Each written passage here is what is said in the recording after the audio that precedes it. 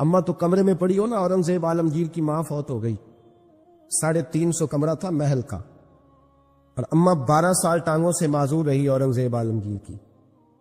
اماں 12 سال کمرے سے نکل نہیں سکی، ساتھ ہی واش روم تھا یا جو بھی اس دور میں طریقہ تھا۔ اورنگزیب جب محل میں آتے تھے تو پھر بھی سیدھے اماں کے پاس جاتے تھے، اور جب واپس نکلتے تھے پھر بھی اماں کے ساتھ۔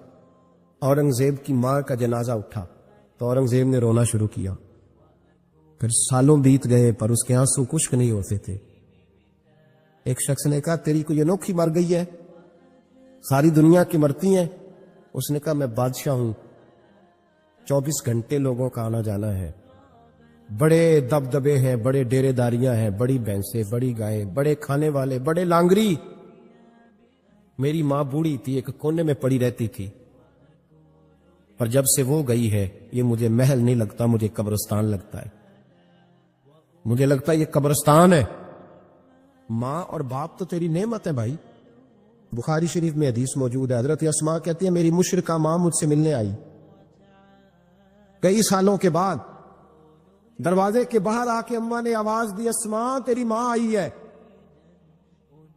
تو حضرت اسماء تیزی سے اٹھی، ماں ملی ہے نا کئی سالوں کے ماں، لیکن جا کے بغل گیر نہیں ہوئی، بلکہ اماں دروازے پہ تھی تو جناب اسماء نے اندر سے کنڈی لگا لی، دوڑ کے اٹھ کے کنڈی لگائی اور کہا جاؤ حضرت عائشہ صدیقہ کو میرا پیغام دو کہ محبوب سے پوچھ کے بتائیں کہ مشرکہ ماں آئی ہے، اگر نبی پاک کہیں گے تو اماں سے ملو گی، اس لیے کہ میرا سارا کچھ میرے نبی سے وابستہ ہے، میرا سارا کچھ محبوب کے قدموں سے وابستہ ہے، حضور اجازت دیں گے، یہ بخاری مسلم میں موجود، پھر ملوں گی۔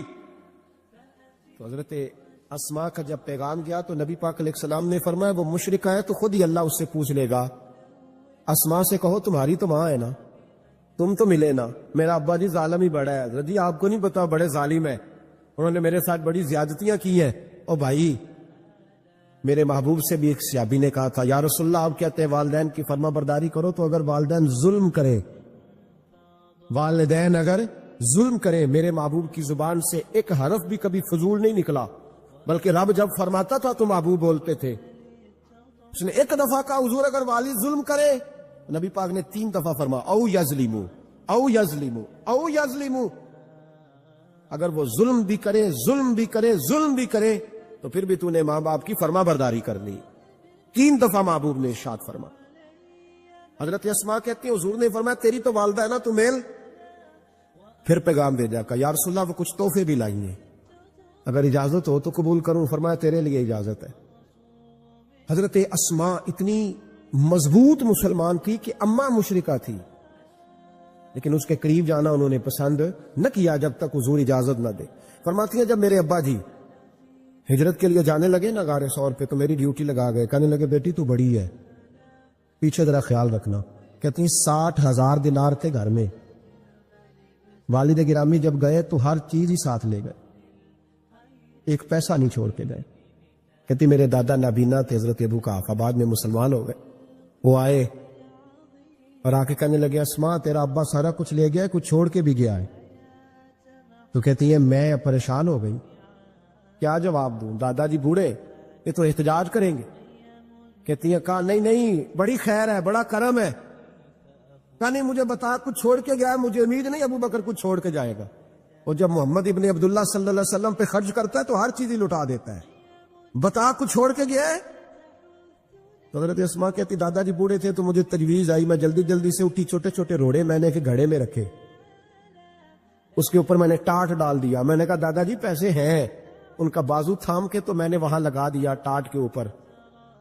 کہتی ٹاٹ کے اوپر لگایا، یہ نہیں بتایا نیچے کیا، میں نے کہا یہ دیکھیں، کہنے لگی اچھا اچھا ٹھیک ہے، میں نے یہ نہیں کہا پیسے ہیں، غلط بات بھی نہیں کی، اے دیکھیے۔ کہتی دادا جی کو تسلی ہو گئی، وہ مطمئن ہو گئے، وہ مطمئن ہوئے تو میری آنکھوں میں آنسو آ گئے، میں رو پڑی، میں نے کہا دیکھو رب کریم اس عمر میں مجھ سے کیسی خدمتیں لے رہا، جوان بیٹی، یہ ہمارا ہستا بستا شہر ہے اور سارے اپنے ہیں ہم آپس میں، لیکن کسی کی جوان بچی اس محلے دار سے جس کو وہ بچپن سے جانتی ہے، کونے میں جوان بچی 20-22 سال کی اگر ماچس لینے چلی جائے تو شور ہو جاتا ہے، وہ بیٹی نکل آئی ہے جی، ابا جی شام کو گھر آئے تو محلے دار غیبت کریں گے، بیٹی تیری جوان وہاں کھڑی تھی، آج سبزی لینے آئی تھی، ماچس لینے، ابا درہ نکال لیتا ہے۔ بیٹی کیسے باہر چلی گئی؟ بھئی اپنا محلہ ہے، سارے اپنے لوگ ہیں، کیوں پھر بھی نہیں جا سکتی؟ کیسے گئی؟ 5413 فٹ اونچی غار ہے، غار ثور۔ اور جب ہم وہاں جاتے ہیں تو تجربہ کار حاجی مشورہ دیتے ہیں، کہتے ہیں سویرے سویرے جانا فجر کی نماز کے وقت، ورنہ دوپہر میں جانا بڑا مشکل ہوتا ہے۔ 3 بوتلیں بغل میں پانی کی، رستے میں 4-5 جگہ جو ہے وہ بیٹھنے کی جگہ بنی ہوئی ہے، وہاں ڈھابے ہیں، چائے کے، بوتل کے، پانی کے، رستے بن گئے۔ لیکن جب حضرت صدیق اکبر نبی پاک کو لے کے گئے، کوئی رستہ نہیں تھا، دشوار گزار گھاٹی تھی۔ کہنے لگے محبوبہ آپ کو تکلیف ہوگی، آپ میرے کندھوں پہ بیٹھ جائیں، پبا پہاڑ قدم نہیں جے لاؤندا تے 100 پہاڑ تے چڑھیا جاندا، او پیا جاندا دے یار نبی دا، اے اصلی دلدار نبی دا۔ حضرت صدیق اکبر حضور کو لے گئی، ڈیوٹی لگائی، فرمایا اسماء میں نہیں چاہتا، پریشانی جتنی مرضی ہے، ایمرجنسی جتنی مرضی ہے، پر میری محبت گوارا نہیں کرتی کہ حضور سرکے اور کھجور پہ گزارا کریں، بیٹے تازہ کھانا پکا کے پہنچانا۔ 5413 فٹ اونچی غار اور دن کو دار آئے۔ حضرت اسماء کہتی ہے میں روز تازی روٹی پکاتی، کھانا تیار کرتی، جب دنیا سو جاتی تو میں پہنچا کے آتی۔ کون؟ حضرت ابوبکر صدیق کی محبت کا اندازہ کرے گا، کون اس گہرائی تک جائے گا؟ حضرت اسماء کہتی ہے ایک دن کپڑا ہی کوئی نہیں تھا گھر میں، عورتیں نا سینہ بند باندھا کرتی تھی، عرب کے لوگ کھلے کپڑے پہنتے تھے تو کمر بند باندھتی، اسے نتاق کہتے تھے۔ حضرت اسماء کہتی ہے میں نے اسے پھاڑا، آدھے میں روٹی باندھ لی اور آدھا میں نے کمر کے ساتھ باندھ لیا۔ جب لے کے گئی نا، یہ بخاری ہے، تو حضور نے دیکھا، حضرت ابوبکر نے دیکھا کہ بیٹے یہ تو سینہ باندھ ہے، کہا جی آدھا وہاں ہے، آدھا میں نے باندھا ہوا ہے۔ تو محبوب نے فرمایا تو ذات النطاقین ہے، تو 2 کمر بند والی ہے؟ فرماتی ہے میرا نام ہی پڑ گیا اس سے، 2 کمر بند والی۔ حضرت اسماء روز کھانا پہنچاتی، محبت بڑے امتحان لیتی ہے، کہتی ہے میں بڑے وقار والے گھر کی مالک تھی، میرے والد قبیلے کے سردار تھے، کاروبار کرتے تھے تو دولت بھی میں نے ہمیشہ دیکھی تھی، کسی کی طاقت نہیں تھی بری نظر سے دیکھ سکے۔ لیکن حضرت اسماء کہتی ہیں رب کریم نے ہم سے آزمائش لی۔ دوسرا دن تھا، حضور کو غار ثور میں گئے تو ابو جہل دروازے پہ آیا، بہت سارے کفار اس کے ساتھ تھے۔ او بھائی اس کیفیت کو ذرا سمجھ تو صحیح، اس انداز کو کبھی سمجھ تو صحیح، کس بات کی دشمنی لے رہے تھے؟ حضرت صدیق اکبر نے کس طرح کے امتحانات دیے؟ سارے کفار کٹھے ہو کے کہتی ہیں میرے دروازے پہ آ گئے، دستک دی، میں باہر آئی، ابو جہل کہنے لگا کہاں گیا ہے تیرا والد محمد ابن عبداللہ کو لے کے صلی اللہ تعالی علیہ وسلم، کہاں گئے؟ جناب اسماء کہتی ہیں اب میرے لیے بڑی مشکل ہو گئی، جھوٹ بولتی ہوں تو شریعت نہیں بچتی، سچ بتاتی ہوں تو وفا نہیں بچتی، کدھر جاؤں؟ کہتی ہیں پیروں میں زنجیریں ہیں، غلط بات کیسے کروں؟ اس نے پھر پوچھا، بولتی کیوں نہیں، کہاں گئے؟ میں خاموش تھی۔ تیسری بار پھر پوچھا کہاں گئے ہیں وہ؟ جناب اسماء کہتی ہیں میں نے فیصلہ کر لیا، شریعت بھی بچانی ہے، وفا بھی بچانی ہے، دونوں چیزیں بچیں گی، بولو کہاں ہے؟ یہاں تو لوگ مرد ہو کے دین کے لیے نہیں ڈٹتے، اور 1 منٹ کے لیے بھی عقیدے پر مسلک پر ڈٹنے کو تیار نہیں ہوتے۔ لوگ دیکھتے ہیں مجلس کس طرح کی، اس طرح کا رنگ اختیار کر لیتے۔ جناب اسماء ڈٹ گئی، جناب صدیق اکبر کی صاحبزادی، اور کہتی ہے ابو جہل نے جب کہا نا بتا کہاں ہے، فرماتی ہیں پتہ نہیں خدا نے مجھے کتنی قوت عطا فرمائی، میں بولی اور بول کے کہا میں ابو بکر صدیق کی بیٹی ہوں، میں جھوٹ نہیں بول سکتی۔ کہنے لگی ابو جہل سن، مجھے پتا ہے وہ دونوں کہاں ہیں، پر میں تمہیں بتاؤں گی کوئی نہیں، مجھے پتا ہے پر میں تمہیں، ہو ہلکا یارا تو برے شم کی طرح نرم، رزم حق کو باطل ہو تو فولاد ہے مومن، پتا ہے مجھے وہ کہاں ہے، پر جرت ہے تو پوچھ کے دکھا۔ کہتی ہے چونک تھا مکے کا اور میرا عزت والا گھرانہ تھا، اور ابو جہل نے بھرے بازار میں میرے منہ پہ تھپڑ مار دیا۔ کہتی ہیں میرے کان میں بالی تھی، نیچے پتھر تھا، میں اس کے اوپر گری تو میرا کان پھٹ گیا، لوگوں نے ابو جہل کو پکڑا لے گئے۔ فرماتی ہیں وہ آزمائش بھی میں نے دی، امتحان بھی دیا، پھر میں اندر آئی، اور میں نے پھر اپنے اس بہتے ہوئے خون کو اپنے کپڑے کے ساتھ صاف کیا، منہ کو لپیٹا اور پھر میں کھانا پکانے لگی۔ کہتی ہیں اسی طرح کھانا پکایا، اسی طرح تیاری کی۔ غار ثور پہ جو پہنچی تو ابو بکر صدیق نے لپٹا ہوا منہ دیکھا، بیٹی کو تکلیف میں دیکھے اور پھر باپ رات سو جائے، یہ ہو نہیں نہ سکتا۔ تو کہا اسماء بیٹے چہرے کو کیا ہوا، کیا بات ہے؟ عرض کی کچھ نہیں ابا جی۔ فرمایا نہیں بیٹے کوئی تکلیف ہے، کوئی چوٹ ہے؟ نہیں ابا جی کچھ نہیں۔ حضور نے فرمایا اسماء کھولنا بیٹے چہرہ کیا ہے۔ جناب اسماء نے کپڑا ہٹایا تو خون بہنے لگا۔ کیا ہوا؟ عرض کی حضور کچھ نہیں، ابو جال آیا تھا، پوچھتا تھا کیا بتاتی، جھوٹ بولتی تو شریعت میں اجازت نہیں تھی، بتا دیتی تو آپ کو تکلیف ہوتی۔ اس نے نا بڑے چوک میں تھپڑ مارا، میرا کان پھٹ گیا۔ حضور میں نے کچھ بتایا نہیں۔ نبی کریم سید عالم علیہ الصلوۃ والسلام کے ہاتھ اٹھے اور عجیب دعا دی حضور نے، کہا اللہ میں ابو بکر سے اور اس کے گھر سے راضی ہوں، تو بھی ان سے راضی ہو جا۔ حضرت اسماء بنت ابی بکر صدیق رضی اللہ تعالی فرماتی اس انداز میں قربانیاں دیں۔ پھر ایک وقت آیا، فرماتی ہیں میرے گھر میں دولت تھی، مال تھا، میں نے بڑا کچھ دیکھا تھا، لیکن میرے لیے رشتہ آیا نبی پاک کی کے بیٹے کا، حضرت زبیر بن عوام۔ یہ حضور کی پھوپھی کے بیٹے بھی ہیں، اور جو 10 صحابہ کو حضور نے جنت کی بشارت دی اس میں بھی شامل ہے۔ حضور نے فرمایا میرا حواری ہے زبیر بن عوام، اور 10 مبشرہ صحابہ میں شامل ہے، لیکن گھر میں غربت تھی، تنگ دستی تھی، مجبوری تھی۔ جناب اسماء کہتی ہیں میرے ابا جی نے کہا بیٹا تیرے لیے رشتہ آیا ہے۔ میں نے کہا کس کا؟ کہا حضور کی پھوپھی کے بیٹے زبیر بن عوام کا۔ کہتے میں نے تھوڑی دیر کے لیے سوچا کہ وہاں تو بڑی غربت ہے، تو جناب صدیق اکبر نے اگلا جملہ کہا، فرمایا تمہیں پتہ ہے رشتہ بھیجا کس نے؟ کہا ابا جی کس نے؟ کہا مصطفیٰ کریم نے۔ جناب اسماء کہنے لگی پھر آپ کو مجھ سے پوچھنا نہیں چاہیے تھا، پھر حضور نے پسند کیا ہے، محبوب نے، اتنے میرے نصیب۔ حضرت اسماء کہتی ہے میں اس گھر سے گئی تھی جہاں 3 غلام ہر وقت ہوتے تھے، اور یہ بخاری مسلم میں آپ کو ملے گا۔ بیٹیوں کی تربیت ہم کرتے ہیں، وہ کہتے ہیں او سسرال میں کام کرنا پڑتا ہے، سویرے اٹھنا پڑتا ہے، ایسے کرنا پڑتا ہے۔ سنو جناب صدیق اکبر رئیس مکہ اور مدینہ کی بیٹی فرماتی ہیں میں جب زبیر بن عوام کے گھر میں گئی تو میں آٹا بھی گوندتی تھی، میں کپڑے بھی دھوتی تھی، محبوب نے میرا رشتہ کرایا نا۔ فرماتی ہیں میں چکی بھی پیستی تھی۔ فرماتی ہیں زبیر بن عوام نے گھوڑا رکھا ہوا تھا، وہ جب باہر جاتے تو میں گھوڑے کے لیے چارہ بھی کاٹ کے لاتی تھی، میں اس گھوڑے کو بھی سنبھالتی تھی، میرے ہاتھوں میں چھالے پڑ جاتے۔ ایک دن میرے ابا جی نے دیکھ لیا، ابو بکر صدیق بڑے پریشان ہوئے۔ کہتی ہیں انہوں نے جا کے محبوب کی بارگاہ میں عرض کی حضور اگر آپ اجازت دیں تو میں زبیر کو ایک غلام نہ دے دوں، میری بیٹی کام کرتی ہے، اس کے ہاتھوں میں نے چھالے دیکھیں، ایک غلام نہ دے دوں۔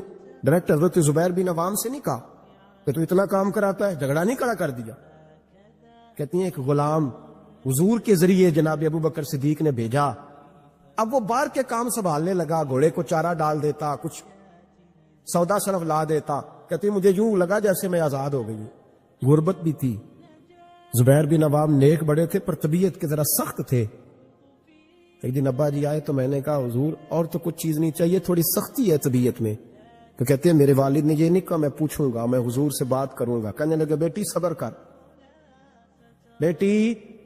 بیٹی صبر کر، تیرا خامد نیک ہے، اگر تو اس کی رضا میں دنیا سے گئی تو رب تجھے بغیر حساب جنت عطا فرما دے گا۔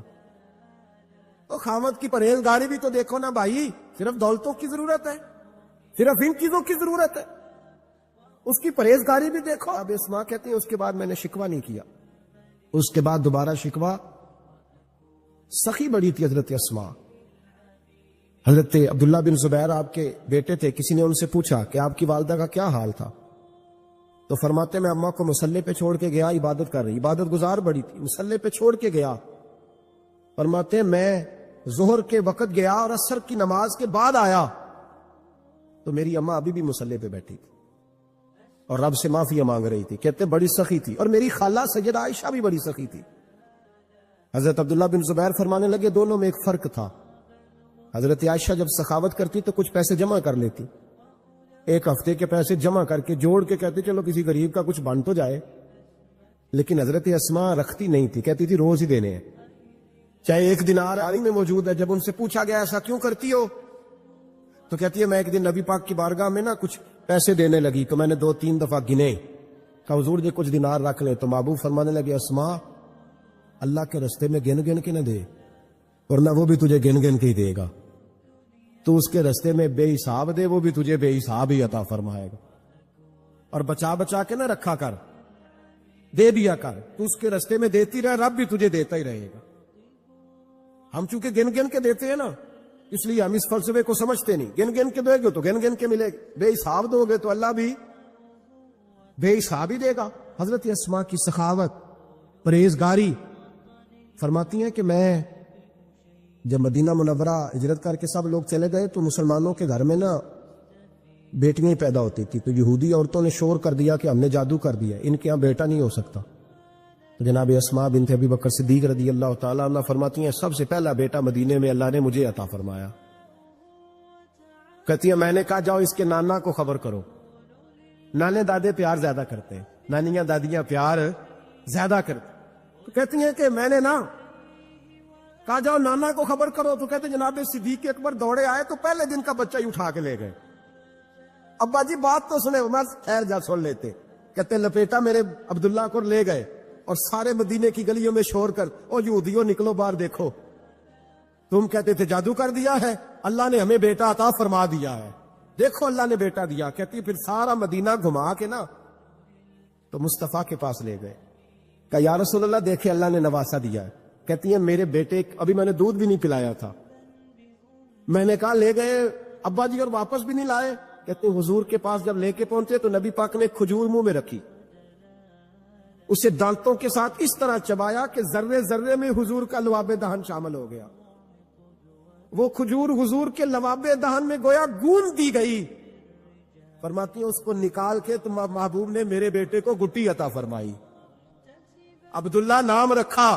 حضرت اسماء کہتی ہے جب واپس آئے میں نے کہا ابا جی میں نے تو ابھی اسے دودھ بھی نہیں پلایا تھا. تو کہنے لگے مبارک ہو, اس کے سینے میں جو سب سے پہلی غذا گئی ہے وہ میرے نبی کا لواب دہن گیا ہے. حضرت عبداللہ بن زبیر جوان ہوئے, ابھی 7-8 سال عمر کی تھی کہ تو ان کے والد حضرت زبیر بن عوام حضور کے پاس لے گئے. کہنے لگے یا رسول اللہ اسے بیعت بھی کر لیں. محبوب کا بیعت بھی کرا دیا. مسلمان تو پہلے ہی تھے, مسلمانوں کے گھر میں یہ وہی بیعت ہے جو ہم اپنے مشائخ کے ہاتھوں پہ کرتے. اس کی اتنی اہمیت ہے کہ حضرت زبیر بن عوام نے 6-7 سال کا بچہ بھی محروم نہیں رہنے دیا. حالانکہ کلمہ تو وہ شروع سے پڑھتے تھے.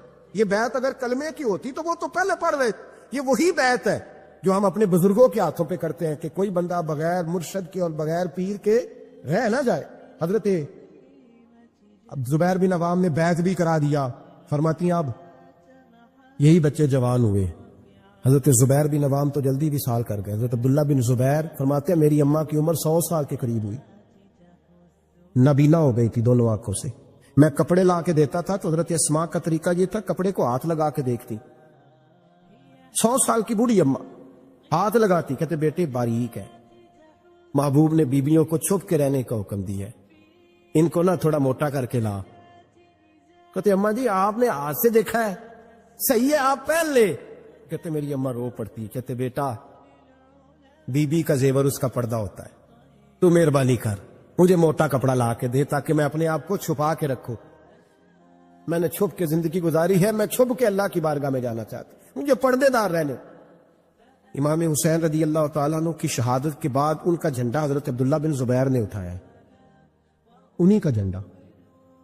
یزید جب مر گیا تو مکے مدینے اور حجاز کے جو سارے علاقے تھے ان لوگوں نے حضرت عبداللہ بن زبیر کے ہاتھ پہ بیعت کی تھی, جو حضرت اسماء کے بیٹے تھے, جناب صدیق اکبر کے نواسے تھے.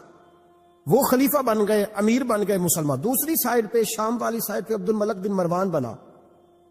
اس نے یہ جو تعمیر کعبہ ہوئی ہے نا دوبارہ سے, جن بنیادوں پہ اب کعبہ ہے, انہی بنیادوں پہ حضرت عبداللہ بن زبیر نے بیت اللہ کو بھی دوبارہ تعمیر کروایا تھا. کیونکہ یزید کی فوجوں نے جب حملہ کیا تو بیت اللہ کے کچھ حصے شہید ہو گئے. تو جناب عبداللہ بن زبیر نے اسے بھی دوبارہ بنوایا. عبد الملک بن مروان نے حجاج بن یوسف کو ان کے مقابلے میں بھیجا. لڑائی ہونے لگی. 5.5 مہینے جنگ ہوتی رہی. حضرت عبداللہ بن زبیر کی فوجیں کچھ تو شہید ہو گئے, لوگ کچھ بکھر گئے, آپ اکیلے رہ گئے. کہتے میری 100 سال کی بوڑھی اماں, میں اماں سے مشورہ کرنے آیا, حضرت اسماء سے. بچے اس لیے بزدل ہوتے ہیں کہ باپ انہیں دلیری سکھاتا ہی نہیں. کہتے 100 سال کی بوڑھی اور نابینا اماں, کیوں نہیں بچے جہاد کے لیے تیار ہو رہے ہیں؟ مائیں کہتی ہیں شاید گھر میں رہیں گے تو موت نہیں آئے گی, شاید یہ اندر رہیں گے تو بچ جائیں گے. فرماتی 100 سال کی بوڑھی اماں سے جا کے کہا اماں اب تو میں تقریباً اکیلا رہ گیا ہوں, کیا کروں؟ تو کہتے میری ماں کہنے لگی حضرت اسماء بیٹے پہلے تو یہ بتا کہ تو حق پہ ہے کہ نہیں. کہ میں نے کہا اماں ہوں تو میں حق پہ. تو کہنے لگی جا پھر میدان میں کھڑا ہو جا اور جا کے لڑ, جب تک رب کو منظور ہوگا تجھے زندگی دے گا. اور بیٹا یاد رکھ جسے شہادت ملتی ہے اسے بھی اللہ کی مدد کے ساتھ ہی ملتی ہے. شہادت بھی اللہ کی مدد سے ملتی ہے, میدان میں جا. تو کہتے میں نے اپنی اماں سے کہا اماں یہ جو حجاج ہے بڑا ظالم ہے, سنا ہے جب کسی کو قتل کرتا ہے تو لاش کے ٹکڑے ٹکڑے کر دیتا ہے, وجود سارا کاٹ ڈالتا ہے. تو کہتے میری اماں میرے کندھے پہ تھپکی دے کے کہنے لگی بیٹے بکرے کو صرف ذبح ہوتے وقت تکلیف ہوتی ہے, جب اس کھال اتاری جائے تو کوئی تکلیف نہیں ہوتی, جب اس کا گوشت بنایا جائے تو کوئی. تو بیٹے گھبرانا نہ, رہنا میدان کے اندر, دیکھنا میں تجھے بھاگتا ہوا نہ سنوں, جا میرا بیٹا اللہ تیری مدد کرے گا. حضرت عبداللہ بن زبیر کہتے ہیں میری ماں کی گفتگو نے میرے وجود کو فولاد کر دیا. فرماتے جذبہ جہاد میری اماں نے میرے سینے میں بھر دیا. جب میں نکلا میدان میں تو حضرت اسماء پھر پکارنے لگی, کہنے لگی عبداللہ یہ یاد رکھنا کہ تم اس کے بیٹے ہو جس کو میرے نبی نے اپنا حواری کہا تھا, اور نبی پاک نے تیرے باپ کو دنیا میں جنت کی بشارت دی تھی. اور یاد رکھنا کہ تیری دادی مصطفیٰ کی سگی پھپھی تھی, اور یہ بھی یاد رکھنا کہ تیرے نانا وہ ہے جنہیں دنیا صدیق اکبر کہتی ہے. اور یہ بھی ذہن میں رکھنا کہ تیری خالہ وہ ہے جو ام المومنین سیدہ عائشہ ہے. بیٹا جب میدان میں لڑنا تو اپنے خاندانی وقار کا ضرور خیال رکھنا. یاد رکھنا تم کون ہو, کس کے بیٹے ہو, کس کے بھانجے, کس کے بھتیجے, کس کے نواسے, خیال رکھنا. حضرت عبداللہ بن زبیر لڑے اور جب شہید ہو گئے تو حجاج بن یوسف نے ان کی لاش کو چوک میں لٹکا دیا, مکے کے چوک میں جہاں جنت المالا ہے اس چوک میں ان کی لاش لٹکی. 14واں دن ہو گیا لاش کو لٹکے ہوئے. تو عبداللہ بن عمر گزرے, فرمانے لگے یہ دیکھو شاہ سوار لٹکا ہوا ہے, اور دیکھو 14 دن بیت گئے, اس کے وجود سے جب بھی کوئی سونگتا ہے اسے میٹھی خوشبو ہی آتی ہے. اور عبداللہ بن عمر فرمانے لگے خوشبو کیوں نہ آئے, اس کے وجود میں جو پہلی غذا گئی تھی وہ مصطفیٰ کا لعاب دہن داخل ہوا تھا. 14 دن گزر گئے. حجاج نے پیغام بھیجا حضرت اسماء کو, میری بات سنو. آپ فرمانے لگی میں تو کسی کے پاس نہیں جاتی, اور میں سرداروں کو کیا سمجھتی ہوں, جا دوڑ جا. کہنے لگا میں زبردستی بلوا لوں گا. فرمایا طاقت ہے تو بلوا کے دیکھ, میں ابو بکر کی بیٹی ہوں. حجاج خود ملنے آیا اور آ کے کہنے لگا میرے بارے میں آپ کا کیا خیال ہے؟ تو حضرت اسماء کہنے لگی خیال کیا ہونا ہے, نبی پاک نے فرمایا تھا میری امت میں ایک کذاب آئے گا, ایک قاتل آئے گا. کذاب مختار سقفی تھا اور قاتل تو ہے. کہنے لگا تجھے پتہ نہیں چلا میں نے تیرے بیٹے کا کیا حال کیا؟ تو حجاج کہتے ہیں ایسا جملہ کہا حضرت اسماء نے کہ میری سوچ ہی بدل دی. میں نے کہا دیکھا میں نے تیرے بیٹے کا کیا حال کیا. تو حضرت اسماء کہنے لگی تو نے تو صرف اس کی دنیا خراب کی ہے, اس نے تو تیری آخرت خراب کر دی ہے. تو یہ سمجھ نہیں آئی, تو نے دنیا خراب کی, اس نے تو تیری آخرت خراب کر دی, ابھی تو سمجھا نہیں. تو کہنے لگا اماں تو بوڑھی ہے, تجھے شاید پتہ نہیں کہ تیرے بیٹے کی لاش لٹکی ہوئی ہے. تو کہتے ہیں حجاج کہتے ہیں حضرت اسماء کہنے لگی شکر ہے اللہ کا, شکر ہے اللہ کا, میرے بیٹا لٹک تو گیا ہے پر کسی ظالم کے آگے جھکا تو نہیں نا, شکر ہے اللہ کا. اور کہنے لگی شاہ سوار لٹکے ہی ہوتے ہیں, جو شاہ سوار ہوتے ہیں وہ سواریوں پہ ہی ہوتے ہیں. حجاج جا. حجاج بن یوسف کہتا ہے جب میں باہر نکلا تو بڑی بڑی تلواریں میرا سر نہیں جھکا سکی تھی, پر حضرت اسماء کے جملوں نے میری گردن جھکا دی. لوگ مجھ سے پوچھتے تھے فاتح کون ہے, آپ کے عبداللہ. تو حجاج کہتا نہ میں, اور دوسروں کو تو وہ ماننے کو تیار ہی نہیں تھا نا. کہتا ہے فاتح دیکھنا ہے تو ابو بکر کی بیٹی اندر بیٹھی ہے, وہ سب سے زیادہ فاتح, وہ فاتح ہے، اس کا حوصلہ جوان ہے، جس کے سینے میں ایمان کی قوت تگڑی ہے، جو آج بھی ان اصولوں پہ قائم ہے جو مصطفیٰ نے دیے تھے۔ حضرت اسماء اپنے بیٹے کے شہادت کے 3-4 دن کے بعد ہی وصال کر گئی۔ 100 سال کی اسماء کا جب جنازہ اٹھا تو پھر دیکھا مکے کے لوگوں نے اور مدینے کے لوگوں نے کہ بادشاہوں کے جنازے میں اتنی خلقت نہیں آتی جتنی اس خاتون کے جنازے میں لوگ آئے، اور لوگ کہہ رہے تھے آج وہ خاتون دنیا سے گئی ہے جس خاتون نے اپنی زندگی کے 80 سال رسول اللہ کے دین کو دیے۔ بھائی یہ بات آج اس لیے ان کا ذکر، کیونکہ ان کا وصال بھی جمادی الثانی میں ہوا، اس لیے چھیڑا ہے۔ اپنے گھروں کے اندر ہم نے تربیت کا، بیٹیوں کی تربیت کا وہ والا ماحول بنانا ہے جو حضرت اسماء بنت ابی بکر کا تھا۔ ہماری بچیاں کہتی ہیں دکھ ہی بڑے تھے، غربت ہی بڑی تھی، ساری زندگی ٹینشن کی نظر ہی ہو گئی، ہم کیسے جمع ہوتے۔ وہ تو امیر گھر سے غریب گھر میں آئی تھی، غربتوں کی ٹینشن نے کبھی انہیں پریشان نہیں کیا، بلکہ ان کے ایمان کو جلا بخشی، توانا رہیں۔ جب مائیں حضرت اسماء جیسی ہوتی ہیں تو بیٹے حضرت عبداللہ بن زبیر جیسے پیدا ہوتے، اتنے تگڑے اور دلیر بیٹے پھر دنیا کو ملتے۔ اپنی بچیوں کی تربیت کریں، سارا دکھ روٹی کا ہی ہے، دولت کا ہی ہے، جائیداد کا ہی ہے، کھانے پینے کا ہی ہے، اور بھی غم ہے زمانے میں محبت کے سوا، کچھ اور بھی توجہ کریں بھائی، یہ تو ایک جوز ہے، تو ایک جوز ہے صرف زندگی کا، باقی ساری زندگی تو آگے پڑی ہوئی۔ ان کی تربیت کریں، اصل نہج پر انہیں سمجھائیں۔ حضرت اسماء نے روشن کردار ادا کیا، تقوی، پرہیزگاری، عبادت، سخاوت، رسول اللہ کی نوکری، نبی پاک کی کامل محبت، اپنے بچوں کی تربیت، حضور کی ہر بات کے ساتھ وفا ان کا ترہ امتیاز رہا۔ وہ ہمیں سبق دے کے گئیں، اگر دنیا میں زندہ رہنا ہے تو محبوب کے بن کے رہو، زندہ رہو گے، تابندہ رہو گے، پائندہ رہو گے، ہمیشہ مدحت خیر الانام میں گزرے۔ دعا ہے یہ عمر درود و سلام میں گزرے۔ ایک صحابی تھے جو حضور کو ہنسایا کرتے تھے، حضور کو ہنساتے تھے، نبی پاک کو بڑے پیارے تھے۔ اس طرح کے بھی کچھ بندے ہونے چاہیے، اس طرح کے بھی کچھ بندے۔ صحابہ کرام علیہم رضوان فرماتے ہیں جب حضور غم امت میں پریشان ہوتے تھے تو ہم منتظر ہوتے تھے کہ کبھی وہ ہنسانے والا آج آ جائے نا، 2-4 باتیں ایسی کر جائے نا ہنسانے والی تو معاملہ ٹھیک ہو جائے۔ کچھ لوگ ایسے ہوتے ہیں جن کو دیکھ کے ہی چہرے پر تازگی آ جاتی ہے، مثل تعویذ ہوتے ہیں نا کچھ لوگ، وہ جب بھی ملتے ہیں شفا ہوتی ہے۔ تو یہ حضور کے پاس بیٹھے ہوئے تھے اور ہنسانے والی گفتگو کر رہے تھے، تو نبی پاک بھی ان سے باتیں کرنے لگے۔ تو بات کرتے کرتے نا حضور نے انگلی ان کی طرف بڑھائی تو ان کے وجود کو انگلی لگ گئی۔ ایک تو وہ روایت ہے نا کہ صفے سیدھی کراتے وقت حضور تیر کے ساتھ صفے سیدھی کرا رہے تھے تو ایک صحابی کے پیٹ پہ لگ گیا، انگلی لگ گئی۔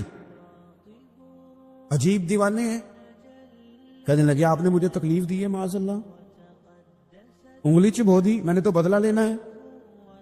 ہمارے ہاں مسئلہ یہ بن گیا ہے کہ کوئی بڑا آدمی بھی اپنے آپ کو قانون کے حوالے نہیں کرتا۔ ملک سے لے کر امت مسلمہ کے کل مسائل تک ہمارے ملک کے اندر ہر بندہ، اس کا مزاج ہوتا ہے کہ وہ اپنے آپ کو قانون سے بالا تر سمجھتا ہے، لائن میں لگنا لوگ پسند نہیں کرتے۔ یہ ایک بہت بڑا مسئلہ ہے۔ حضور صلی اللہ علیہ وسلم کی انگلی لگ گئی تو کہنے لگے آپ نے تو مجھے تکلیف دی ہے، میں تو بدلہ لوں گا۔ تو حضور نے فرمایا لے لے بدلہ۔ اپنے آپ کو قانون کے حوالے بڑا آدمی جب کرتا ہے تو قانون کی عزت بڑھتی ہے، قانون کا وقار بڑھتا ہے، سوسائٹی کے اندر پھر طاقتور قانون ہو جاتا ہے۔ لیکن جب غریب آدمی کے لیے قانون اور ہو اور امیر کے لیے قانون اور ہو تو اصل معاملہ تو قانون کی بالادستی کا ہے، آئین کی پاسداری کا ہے، اصولوں پہ کھڑے ہونے کا ہے۔ تو نبی پاک صلی اللہ تعالی علیہ وسلم سے کہا کہ میں، حضور نے فرمایا لے لو بدلہ۔ یہ حقوق العباد کی نزاکت عرض کر رہا ہوں، لے لو بدلہ۔ انہوں نے کہا جی پیٹ سے کپڑا ہٹائیے، تو حضور نے پیٹ سے کپڑا ہٹا دیا۔ تو بڑے دیوانے آدمی تھے، انہوں نے امت کو بتانا تھا کہ کچھ اس طرح کے رنگ بھی ہوتے ہیں محبت کرنے کے لیے، الٹی ہی چال چلتے ہیں دیوان گانے عشق، آنکھوں کو بند کرتے ہیں دیدار کے لیے. اس طرح بھی کبھی کبھی ہوتا ہے. کپڑا حضور نے ہٹایا تو انہوں نے نبی پاک کے جسم نور کو چومنا شروع کر دیا. کہنے لگے دن بڑے ہو گئے تھے, موقع نہیں کو بن رہا تھا, تو چلو یہ ایک موقع ملا ہے. حضور آپ کو کسی کے ساتھ زیادتی کر سکتے ہیں, یہ تو میں تو موقع تلاش کر رہا تھا. اور میرے بھائی نماز کا بھی موقع تلاش کرتے تھے صحابہ, جہاد کا بھی موقع ڈھونڈتے تھے, پر محبوب سے محبت کا بھی موقع ڈھونڈتے تھے. کبھی کبھی نا محبت کا بھی تو موقع نیرے خشک نہیں نہ ہو جانا چاہیے. نہ علماں وچ پھسا سانو تو یار دی گل سنا سانو, اوتھے علم دا سکہ نہیں چلدا جتھے عشق ہوراں دا ڈیرا ہے. تو کبھی ادھر بھی ہیں حقوق العباد کے معاملے میں نزاکت. اور پھر جو آیت میں نے قرآن پاک کی پڑھی, ایک تو یہ ہے کہ آپ لوگوں سے معافی لے, معافی مانگے. ہمارے ہاں نا معافی کا مزاج قبول کریں, جب کوئی بندہ معافی طلب کرے تو معافی. ہمارے ہاں معافی مانگنے کا رواج میں آپ یقین کریں سرے سے ہے ہی نہیں, بلکہ الٹا لوگ چڑھائی کر جاتے ہیں, کہتے ہیں او خو تم نے معافی مانگ لی ہے تو معاملے ختم ہو گئے. اور جو آدمی, میں بڑے زمانے سے کہہ رہا ہوں کہ میرے ملک میں ایک رواج بنتا جا رہا ہے, جس کی زبان جتنی زیادہ سخت ہوتی ہے اس کا عروج اتنا زیادہ ہوتا ہے. جو تھوڑا سا شرافت کا مظاہرہ کرے لوگ اسے بزدل سمجھ لیتے ہیں. عزیز بھائیوں, اپنی زندگی میں معافی مانگنے کا مزاج بنائیں. آپ طلب کریں کہ یار مجھ سے غلطی ہو گئی, میں انسان ہوں. آپ یقین کریں ڈھیر سارے لوگ ہیں جن کے ذمہ ڈھیروں معافیاں ہیں, لیکن ان کا مزاج نہیں, ان کی طبیعت نہیں, ان کا تکبر آڑے آ گیا ہے. اور میرے نبی پاک صلی اللہ تعالی علیہ وآلہ وسلم نے فرمایا تھا, یہی بدلہ دے دو کسی کا دینا ہے تو, یہی معافی لے لو یہی, ورنہ فرمایا یاد رکھنا قیامت کے دن تو اس طرح ہوگا کہ اگر سینگ والی بکری نے بغیر سینگ والی بکری کو مارا ہوگا اسے بھی قیامت میں بدلہ دینا پڑے گا. یہی معافی تلافی لے لو یہی. تو ہمارے ہاں مزاج نہیں, مزاج بنائے نا آپ, معافی کا مزاج بنائے. رسمی ویسے معافیاں مانگتے ہیں, آج بجا رہا ہوں بھائی اگر کوئی ہو گئی تو معاف کر دینا, یہ تو رسم ہے, تو بڑی دنیا ادا کرتی. آپ کو پتا ہے کہاں آپ کو معافی لینی ہے, تو جہاں جہاں اس طرح کے معاملات ہیں وہاں آپ کلیئر کریں. صحیح بخاری میں حدیث ہے حضرت ابو ذر غفاری سے, جب کسی نے کہا کہ آپ نے اسی طرح کے کپڑے خود پہنے ہیں جس طرح کہ آپ کے غلام نے پہنے, یہ کیا معاملہ ہے؟ تو فرمانے لگے, اعلانیہ خود بتانے لگے, فرمانے لگے مجھ سے ایک دفعہ غلطی ہو گئی تھی, میں نے ایک غلام کو جھڑک دیا تھا, تو نبی پاک نے مجھے تنبیہ فرمائی, تو میں نے اس غلام سے معافی بھی مانگی, اور اس دن سے لے کر آج تک میں جس طرح کا خود لباس پہنتا ہوں اسی طرح کا اپنے غلام کو پہناتا ہوں. تو وہ خود بیان کر رہے ہیں, وہ لوگ اظہار کر رہے ہیں کہ ہم نے یہاں نبی پاک علیہ الصلوۃ والسلام کے تنبیہ کرنے پر ہم نے اپنے غلام سے, خادم سے یا کسی غلام سے معافی مانگی. تو معافی مانگنے سے بندے کا قد کبھی چھوٹا ہوتا ہے؟ میرے نبی پاک علیہ السلام نے فرمایا جو معافی مانگ لے اللہ تو اس کی عزت میں اضافہ کر دیا کرتا ہے. تو اس لیے ایک تو جہاں یہ معاملہ ہے وہاں, اور دوسری جو آیت میں نے تلاوت کی اس میں اللہ کہتا ہے کہ غصہ پی بھی جاؤ, معافی مانگو بھی اور معاف کر بھی دو.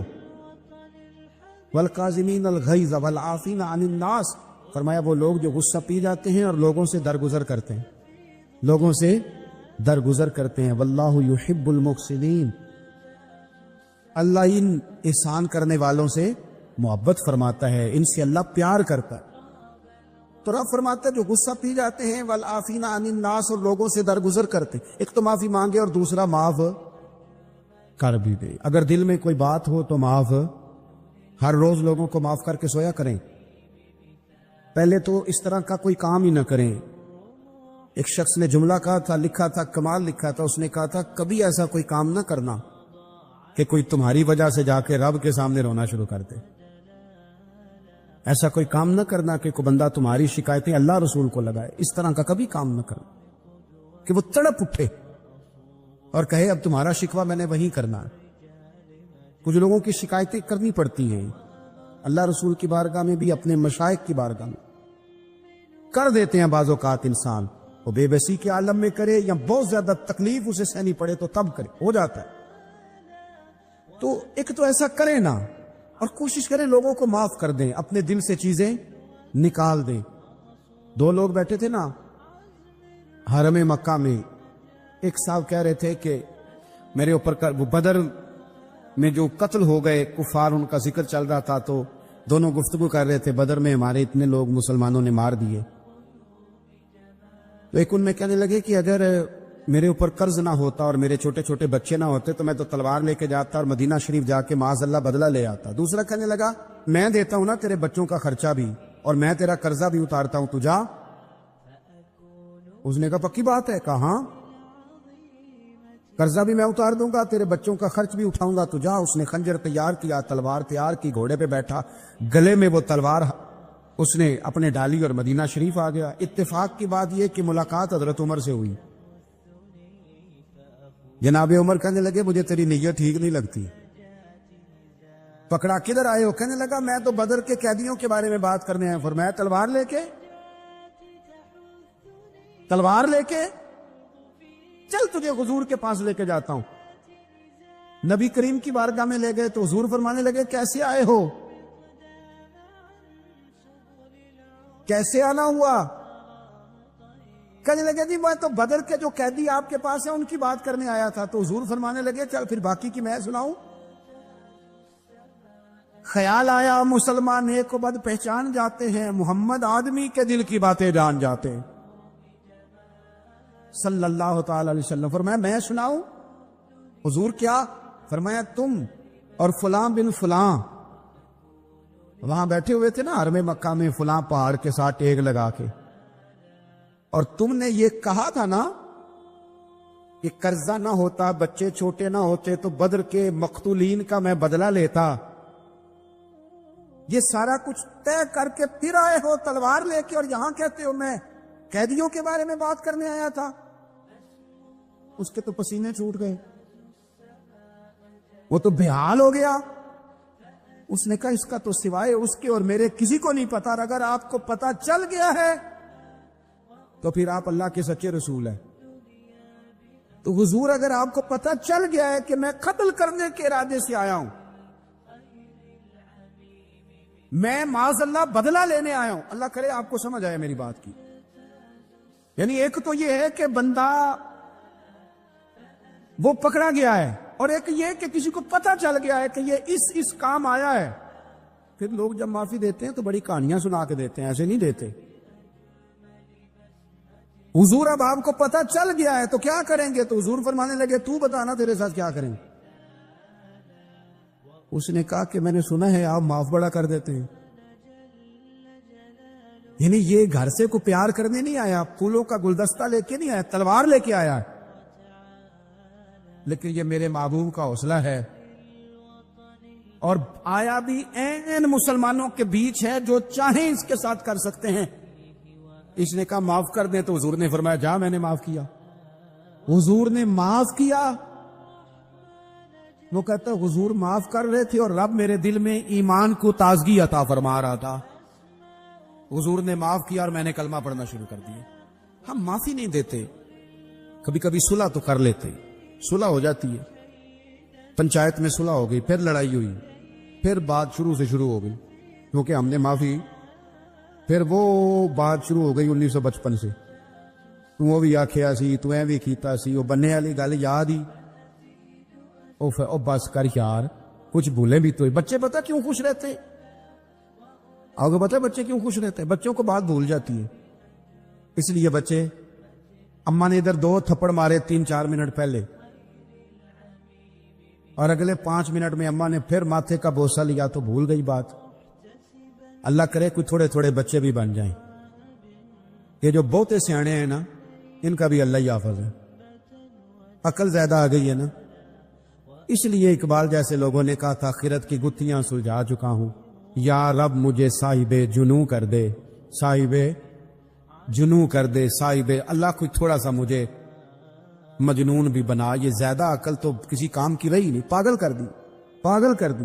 بہت سارے لوگ ایسے زیادہ سمجھدار ہوتے ہیں، لہذا معافی دینے کو تیار ہے. معافی دے، جب کوئی معافی کا مطالبہ کرے تو اسے معافی. اچھا میں آپ سے نا کسی کی بات نہیں کرتا. ایک مثال میں آپ کو ذاتی دیتا ہوں. میں آج ہی سوچ رہا تھا, مجھے نا بہت سارے لوگوں نے دیکھا ہوتا ہے کیمرے کی آنکھ سے. کسی نے یوٹیوب پہ دیکھ لیا, ٹی وی پہ دیکھ لیا, کسی اور جگہ دیکھ لیا. تو انسان کا نا ایک مزاج ہوتا ہے کہ جس چیز کو وہ کبھی کسی دیوار کے پردے کے پیچھے دیکھتا رہا ہے, وہ اچانک سامنے آ جائے تو کئی دفعہ بندہ پریشان بھی ہو جاتا ہے. کبھی کبھی بندہ پریشان بھی ہو جاتا ہے. میں نا, اتفاق کی بات ہے, میری زندگی کچھ زیادہ مصروف ہے. ایک دوست ایسے تھے جو مجھے نا کچھ 3-4 سال سے کہہ رہے تھے ٹائم دے دے, ٹائم دے دے. اور وہ ٹائم لینا چاہ رہے تھے. اپنے ان کے والد جو تھے وہ تھوڑے سے معذور تھے, تو کہہ رہے ابا جی کی بڑی خواہش ہے. کسی وجہ سے ٹائم بنتا نہیں تھا. سال 2-3 گزر گئے, بالآخر وقت بن گیا. میں ان کے گھر گیا محفل پہ. اب وہ مجھے اچانک دیکھ کے نا, تو حالت ان کی اس طرح کی ہو گئی کہ وہ جو کچھ بھی گھر میں موجود تھا نا, جو بھی, یعنی جو سالن کل کا پکا تھا وہ بھی لے آئے, وہ اٹھا, اچار بھی لے آئے. اب میں ان کی کیفیت دیکھ رہا ہوں. کچھ امیر لوگ بھی بڑا پیار کرتے ہیں, لیکن بعض اوقات غریبوں میں جذبات ذرا زیادہ ہوتے ہیں. کچھ غریبی تھی, کچھ وہ جذبات تھے, کچھ وہ شوق تھا, کچھ وہ درد تھا, کچھ وہ سمجھ نہیں آ رہی. تو میں نے ان کو تسلی دی. میں نے کہا بزرگوں آپ بلا وجہ پریشان ہو گئے, میں تو دیہاتی سا چھوٹا سا کسان کا بیٹا ہوں, سادہ سا بندہ ہوں. میرے لیے تو آپ نے, ویسے آپ نے ٹی وی پہ دیکھا ہے تو آپ کو وہ تھوڑا عجیب لگ رہا ہے, ویسے آپ مطمئن نہیں, ایسی کوئی بات نہیں ہے. ان بزرگوں نے مجھے کہا کہ مولانا میں آپ کو 3-4-5 سالوں سے سن رہا ہوں, آپ کو میری کیفیت کا نہیں پتا. میرے پاس کوئی بھی چیز ہوتی تو آج بیچ دیتا, اور جتنی بھی اچھی آپ کی دعوت ہو سکتی تھی وہ میں کرتا. میں بزرگوں کی بات اپنے لہجے میں وہ کہہ رہے تھے, میں ان کی بات پر غور کرنے لگ گیا, اور میں نے دیر تک ان کی بات پر غور کیا. میں نے کہا میں بالکل کسی کام کا آدمی نہیں, بیکار آدمی ہوں. مجھے پتہ ہے اپنے آپ کا, من آنم کے من دانم. میرے لیے اگر کسی بندے کے یہ جذبات ایک بیکار آدمی کے لیے, تو پھر مدینے والے محبوب کے میلاد کے لیے ہمارے کیا جذبات ہونے چاہیے. وہ خواجہ غلام فرید صاحب نے نا ایک کافی لکھی ہے, مجھے ساری تو یاد نہیں, لیکن وہ کہتے ہیں کہ ایک باری لانگا تو میری جات ہے.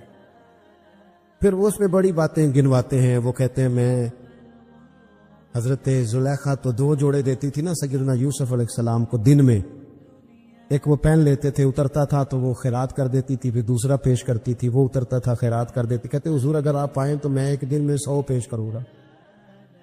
اور ساتھ کہتے ہیں کہ گھر میں غریب ہاں دل تے امیر ہے. حضور میں مزاج کے لحاظ سے غریب ہوں. پھر وہ بڑی باتیں گنواتے ہیں. کہتے ہیں حضور میں نا آپ کے لیے جو ہے پھول رکھوں گا, یا رسول اللہ میں آپ کے لیے مصری لاؤں گا, حضور میں آپ کو سونف پیش کروں گا, حضور میں مل مل کے کرتے دوں گا, یہاں پگڑیاں بڑی پیاری بنتی ہیں, میں وہ پگڑیاں پیش کروں گا. پھر کہتے ہیں آخر میں حضور اگر آپ آ جائیں نا تو پھر میں اپنے گلے میں پلڑا ڈال کے منت بھی کروں گا کہ مہربانی فرما ایک رات ہی میرے گھر میں ٹھہر جا, ہاڑا وے جانی رات رہ پاؤ, زندگی پرائی ہے. محبوب چل ایک دن ٹھہر جا. میں اب یہ شوق کی کیفیت دیکھیں, یہ درد ہے, یہ ایک تمثیل ہے, یہ ایک حسن ہے, اس کو آپ سمجھیں. رسول پاک کی ذات کے لیے امت کے دلوں میں جو کیا کہا تھا درویش نے, مینوں لنگ کئی مہینے تے برس گئے تے تیری دید نو دیدے ترس گئے. کدی کدی ٹوٹیاں دلاں وال پھیرا پا, آس بھی تو تے امید بھی تو.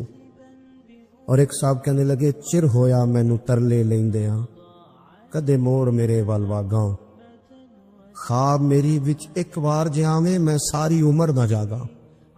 میرے عزیز حضور کے لیے شوق, محبت, غلامی کے جذبات, وہ کیفیات کہ رسول کریم اللہ نے ہمیں دے دیے, نبی پاک ہمیں دے دیے.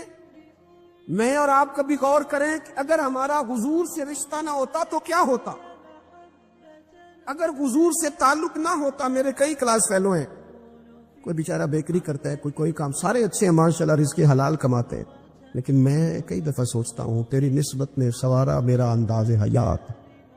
میں اگر تیرا نہ ہوتا سگے دنیا ہوتا. میرے کریم رسول نے آ کے کہا تھا سیدنا بلال سے کہ بلال تیرے قدموں کی آواز میں نے جنت میں بھی سنی ہے.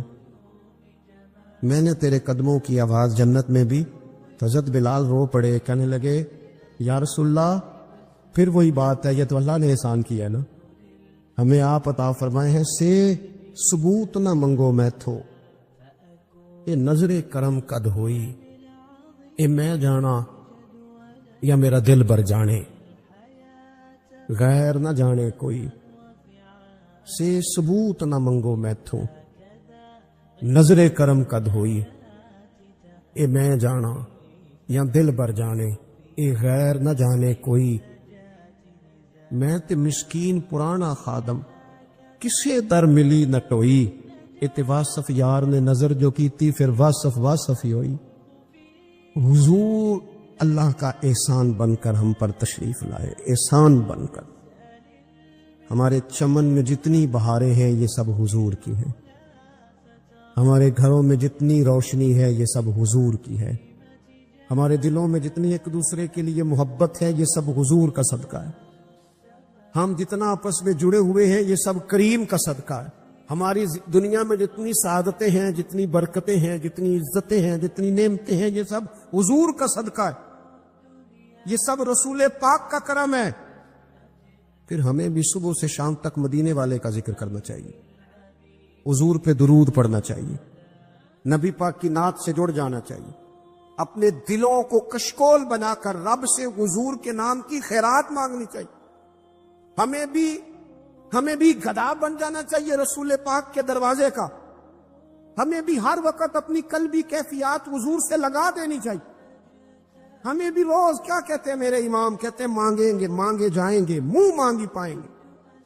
سرکار میں نہ لا ہے نہ حاجت اگر کی ہے, کہتے ہیں لب واں ہیں آنکھیں بند ہیں, پھیلی ہے جھولیاں, کتنی مزے کی بھیک تیرے پاک در کی ہے, کتنی مزے کی بھیک تیرے پاک در کی. اپنا تعلق حضور سے جوڑے. دنیا کی محبت, مال دنیا کی محبت, حضور فرماتے ہیں یہ ہر برائی کی جڑ ہے. جب کسی شخص کو پیار ہو جائے کہ میں نے پیسے جمع کرنے ہیں, دولت اکٹھی کرنی ہے, مال ہی جمع کرنے ہیں, جب اس کا یہ ذہن بن جائے تو پھر وہ کسی چیز کی پرواہ نہیں کرتا. اسے حقوق ضائع ہوتے نظر آئیں تو ہوتے رہیں, یتیموں کا مال ہے کہ غریبوں کا مال ہے کہ زکوٰۃ کا مال ہے کہ خیرات کا مال ہے کہ کس چیز کا مال ہے, کسی شرعی پابندی کا لوگ خیال نہیں کرتے. غلبہ تو کر گئی دنیا کی محبت. یہ دنیا کی محبت جس طرح ہر بیماری کی جڑ ہے, نقصان کرتی ہے. ہمیں اپنے آپ سے پوچھنا چاہیے, سوال کرنا چاہیے کہ دل کیا چاہتا ہے دراصل. یہ سینے میں ہے, دھڑکتا ہے, تو بنیادی طور پر صبح سے شام تک اس کی طلب کیا ہے, اس کی چاہت کیا ہے, یہ ہمیں دیکھنا چاہیے نا. جس طرح دنیا کی محبت تباہی پیدا کرتی ہے نا, اسی طرح اگر محبت ہو جائے نا اللہ رسول سے,